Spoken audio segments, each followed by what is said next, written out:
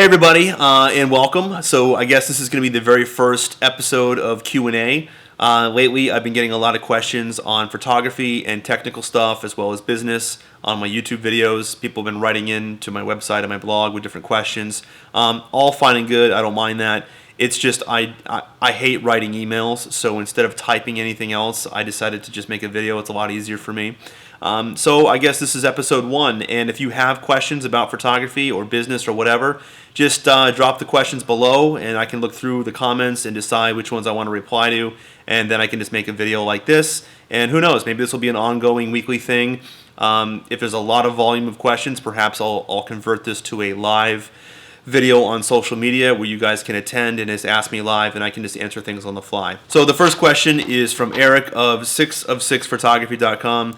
He writes, "Hey Travis, just wanted to shoot you a quick message to say that I recently found out about you through YouTube and I'm a new fan. I'm a photographer as well, located near Detroit, and just starting out and trying to get my business going. I wish I could get on that cruise you're doing at the end of May, but I just recently had a baby, so money is not there for me at this time. I just wanted to ask though, if I could, what do you find is the best portable strobes to work with? I'm also considering buying the Flashpoint Explorer 600, but I noticed that you also use a speed light and LED light, and in any event, I really enjoy your videos. I look forward to seeing more. Perhaps if you start giving business and tips and advice. I appreciate your time. Regards, Eric." So thanks so much, Eric, for your question. Congratulations on the baby. Best thing in the world. I have a 4-year-old son. You're going to have a lot of fun. Yeah, it's too bad you can't join us on the cruise. That cruise invite video, which I will link below for those of you who haven't seen it, pretty underviewed. And, it's my fault. I waited to the last minute to invite people on that cruise. The whole thing kind of came together in myself and my assistant. George and I were talking about what we want to do with this cruise. We're going to be out there for 7 days shooting this really awesome wedding. And then we just both kind of looked at each other and were like, hey, let's invite some of our YouTube subscribers along. And what I'll do is I'll facilitate just a free business workshop to get the most out of it.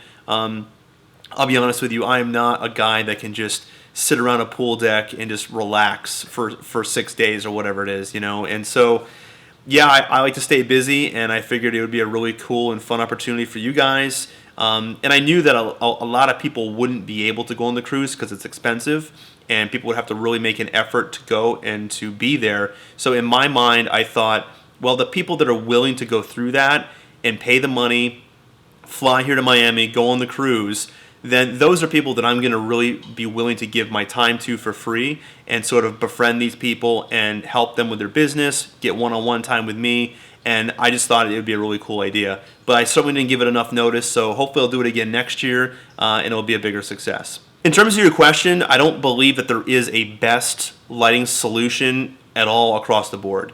I think it really depends upon you as a photographer and what your expectation is, as well as what your budget is. I mean, obviously, there's lighting systems that range in cost from a couple $100 to, $10,000 for a top-of-the-line pro photo setup, right?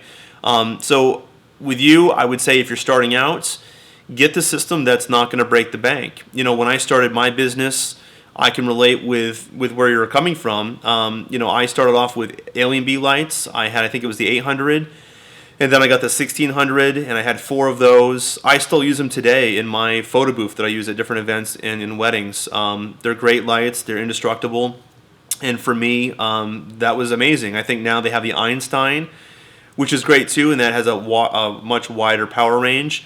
If you were to ask my assistant George, he is very excited about the Explorer 600 that you referenced. I do think that times have changed. I think that is a very viable option. It's very affordable. And so I think that you couldn't go wrong with that at all. So if that's what you're interested in, by all means, check that out. I don't think you couldn't. I think everybody should have a speed light or 2. I have 4 of them that I use when I go to my weddings because I use them around the room at receptions, and I use them for detail shots and things. So a speed light is also a pretty indispensable tool for any photographer. Not so great outside, so again, it goes back to your application. If you expect to use lighting outdoors, you're going to need some power. So having 600 watts of power is great. Myself, I use the Quadra system by Elechrome. I've used that for about 5 years. And as a wedding photographer, I swear by that. I think that is the best system for me based on my style and my expectation of what I need the lighting to do.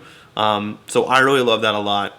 I think the most important thing is to avoid the misconception that you need a lot of equipment to get started in photography or to take awesome pictures. So many people think that they have to have the latest and greatest gadgets and cameras and lighting systems to be a great photographer. Some photographers hide behind their gear as a way of building more confidence. So some people think that, if they have an expensive camera and an awesome lens and, they have like a pro photo lighting system, that they're just going to be a better photographer, or they're going to be perceived that way. Those are huge mistakes as well. So don't go into debt. Don't overspend what you're comfortable spending, and be very honest and very realistic with where you're at right now financially and where you're at photographically. If you don't have money coming in from your photography work, then you need to treat it like a business. So if there's no money coming in from your efforts from a photographer, then you need to get the least expensive equipment that you can for right now to help build that portfolio, which will attract future clients that will then in turn pay you to do the work that you want to be known for. And then once that money starts coming in, that's a great time to kind of sit down and regroup what you've purchased and say, okay, maybe now it's time to upgrade and I can get, a better lighting system or a better lens or a better camera body or whatever it is that you're going to be doing. People that do photography as a hobby are generally seduced by the latest and greatest tech and gadgets and all that great stuff. These are the guys that will buy, the most expensive camera systems because they can. They have another job with money coming in, and it's just that. It's a hobby for them. But don't be intimidated by any of that, and understand that to be professional, it's not about the gear. It's about you taking action, building relationships, and getting out in the field and just making content. Doing that doesn't require a whole lot of money, so that's my advice. All right, what else did you ask here? You noticed that I use speed lights and an LED light. Speed lights are a staple for any photographer.